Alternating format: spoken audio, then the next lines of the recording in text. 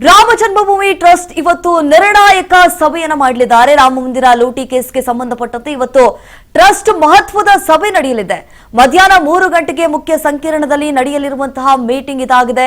ಚಂಪತ್ ರಾಯ್ ಮತ್ತು ಟ್ರಸ್ಟಿ ಅನಿಲ್ ಮಿಶ್ರಾ ಅವರ ಭವಿಷ್ಯ ನಿರ್ಧಾರ ಆಗಲಿದೆ. ಈಗಾಗಲೇ ನೋಡಿ, ಚಂಪತ್ ರಾಯ್ ಮತ್ತು ಟ್ರಸ್ಟಿ ಆಗಿರುವಂತಹ ಅನಿಲ್ ಮಿಶ್ರಾ ಅವರು ರಾಜೀನಾಮೆಯನ್ನ ಕೊಟ್ಟ ಬಳಿಕ ಅವರನ್ನ ಇರಿಸಿಕೊಳ್ಬೇಕಾ ಬೇಡವಾ ಅನ್ನುವಂತಹ ಭವಿಷ್ಯ ಇವತ್ತು ಪ್ರಕಟವಾಗುತ್ತೆ. ರಾಮ ಮಂದಿರ ಲೂಟಿ ಕೇಸ್ಗೆ ಸಂಬಂಧಪಟ್ಟಂತೆ ಇವತ್ತು ಟ್ರಸ್ಟ್ನ ಮಹತ್ವದ ಸಭೆ.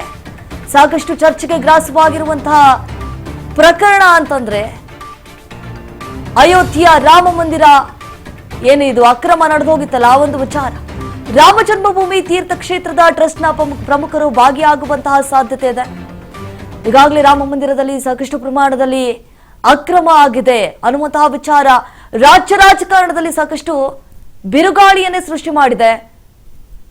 ಇದನ್ನ ಈಗ ವಿಪಕ್ಷ ನಾಯಕರು ಕೂಡ ಈ ಒಂದು ವಿಚಾರವನ್ನ ನಾವು ಸಂಸತ್ನಲ್ಲಿ ಪ್ರಸ್ತಾಪ ಮಾಡ್ತೀವಿ, ಕೇಂದ್ರ ಸರ್ಕಾರದ ವಿರುದ್ಧವಾಗಿ ಮುಗಿಬೀಳ್ತೀವಿ, ಅಷ್ಟು ಪ್ರಮಾಣದಲ್ಲಿ ಹಣ ಎಲ್ಲೋಯ್ತು, ಲೂಟಿ ಆಗಿದೆಲ್ಲ, ಆ ಹಣ ಏನ್ ಮಾಡಿದ್ರು, ಆ ಒಂದು ರಿಪೋರ್ಟ್ ಬೇಕು ಅನ್ನುವಂತಹ ಕಾರಣಕ್ಕಾಗಿ ಕೇಂದ್ರ ಸರ್ಕಾರ ಎಸ್ಐಟಿಯನ್ನ ಕೂಡ ರಚನೆ ಮಾಡಿತು. ಕುಲಂಕುಷವಾಗಿ ಎಸ್ಐಟಿ ಅಧಿಕಾರಿಗಳು ತನಿಖೆಯನ್ನ ಮುಂದುವರಿಸಿದ್ದಾರೆ.